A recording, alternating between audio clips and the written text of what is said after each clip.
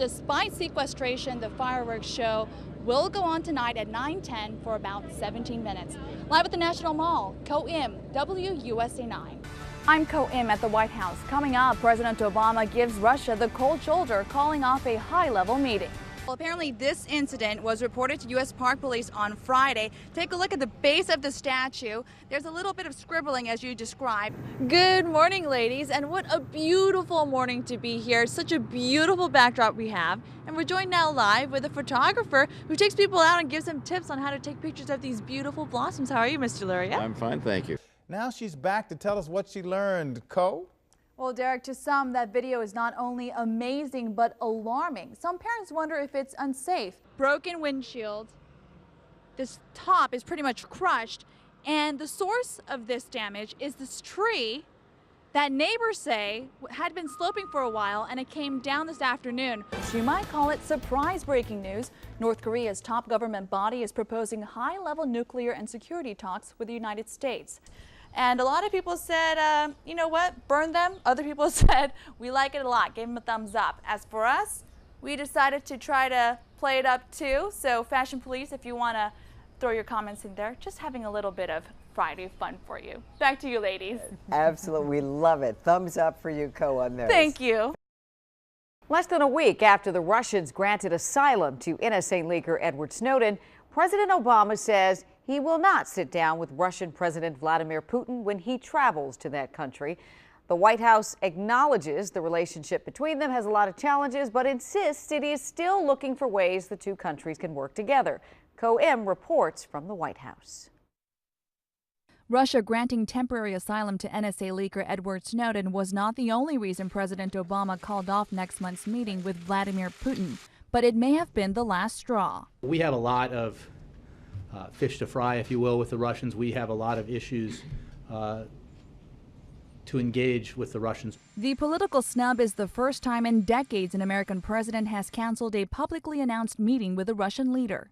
I think the portrayal in Washington is that this is a kind of tit for tat, in addition to these questions about whether the summit was actually going to be productive. The White House says the two leaders haven't been seeing eye to eye on a range of issues from Syria to human rights, and this wasn't the right time for a meeting. While relations have turned frostier between the former Cold War adversaries since Putin reclaimed the presidency, U.S. Russian policy expert Jeffrey Mankoff says this isn't a permanent freeze. I think it signals that we've reached kind of a pause, that a lot of the momentum on working towards cooperative solutions that you saw during President Obama's first term in office has pretty much run its course. Republican Senators John McCain and Lindsey Graham are applauding President Obama for ditching the one-on-one talks. Now they're calling on the White House to push for an expansion of NATO and complete a free trade agreement with Europe, two things the Russians oppose. Ko Im for CBS News, the White House. The descendants of a poor black woman whose cells shaped modern medical research will now get a say in how those cells are used. Ko Im tells us about a new agreement that protects the interests of Henrietta Lacks's family and gives a boost to key medical studies in the years to come. Family members of the late Henrietta Lacks have teamed up with the National Institutes of Health to keep helping the scientific community. We wanted to continue the legacy of Henrietta Lacks. 60 years ago, doctors in Baltimore removed some of Henrietta's cancer cells and began duplicating them without her knowledge or consent. In the research world, they became known as HeLa cells, from the first two letters of her first and last name. I think it's impossible to overstate how important they've been for science. There isn't a single person out there who hasn't personally benefited from these cells in some way. Rebecca Skloot helped shed light on the family's privacy concerns with a best-selling book. They became alarmed when German researchers recently published the DNA code online. Decades after doctors here at Johns Hopkins first took Henrietta's cells, her surviving family members are happy they found a way to work with scientists and have the research continue. People are now acknowledging my grandmother is great-grandmother. It's not just a cell, but as a person. Researchers now must apply to use the HeLa cell data, and a board with Lacks's family members has to okay it. Family members, as in this situation, also have a stake in what happens with these materials and ought to be at the table when we're making decisions about who gets access. Once again, Henrietta is breaking new ground for science, this time with her family's consent. Ko Im, WUSA 9. Her cells help with everything from research to cancer to AIDS to how tape affects us.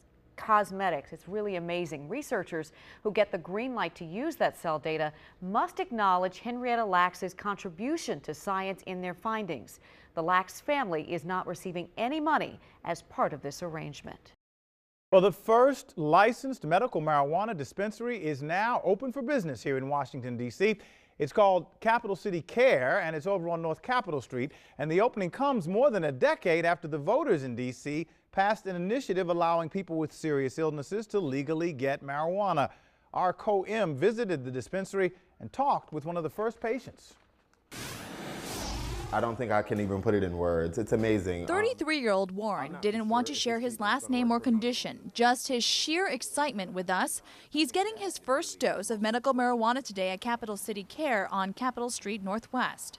For the folks who run this dispensary, it's been all about patience. This project here is 3 years, but of course I helped to pass, in a minor way, help pass the law back in '98, and I've been waiting for 15 years. And now the patients, plural. It's been a long wait, not for me, but for countless others. And I know that there are a lot of people who don't even know where to begin the process. And there are a lot of doctors who are kind of uneasy about doing it. And I just encourage the more people who do it, the better chances that we have of it working. The Department of Health says there are 20 approved doctors and 9 registered patients so far in the district. 7 will be seen here. Tacoma Wellness is expecting another 2 patients this week. And more may come calling, like Sidney Porter, who says he's in pain every day. I've been HIV positive for 21 years, been in a coma, 2 strokes. I mean, it's so much that I got going on. I just want to relax. I want to relax and enjoy my time here on earth. Waiting that long builds up a little bit of frustration at times, but you know, I think that's all been subsided now. I think people are really excited. Doors open. Doors are open. No more knocking on wood, just seeing the marijuana finally leave the building. Reporting in Northwest, Co-M, WUSA 9. And people with HIV/AIDS, cancer, glaucoma, or other diseases are eligible to participate. More medical conditions may get in the pipeline to get approved as well.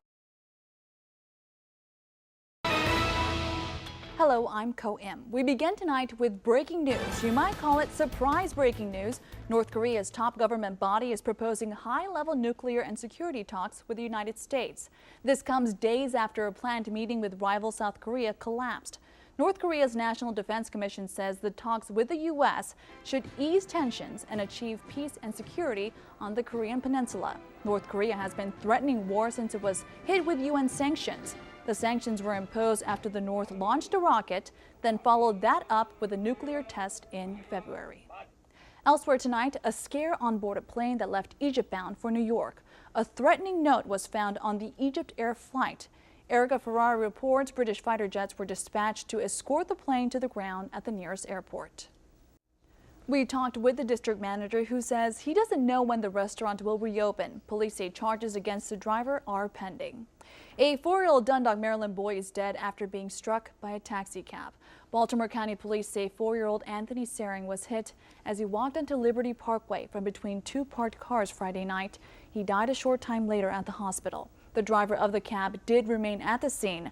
Police say they're still investigating exactly what happened. The images of that big train derailment in Baltimore last month were very dramatic. Now, taped recordings of the 911 calls have been released. Armando Troll has been sifting through those calls and reports those calls are just as dramatic as the videotaped scenes of the crash. The District of Columbia kicked off its summer recreation programs today.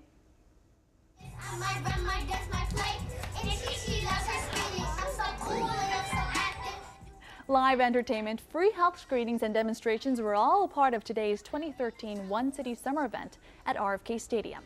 Mayor Gray says the city will have something for everyone this summer.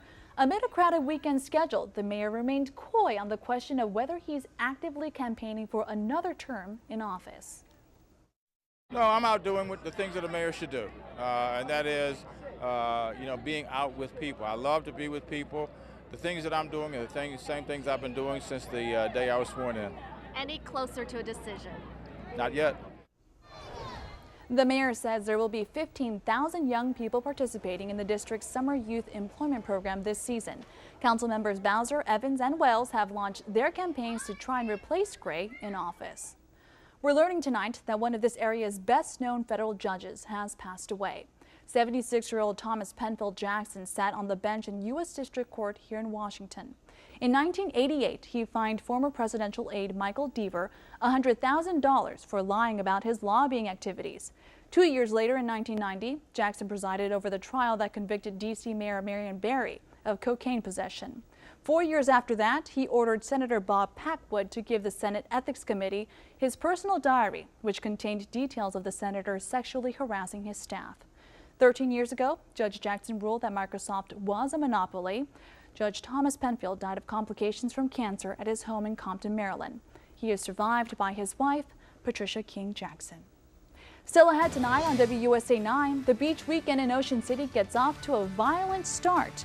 And firefighters finally catching a break battling the most destructive wildfire in Colorado state history.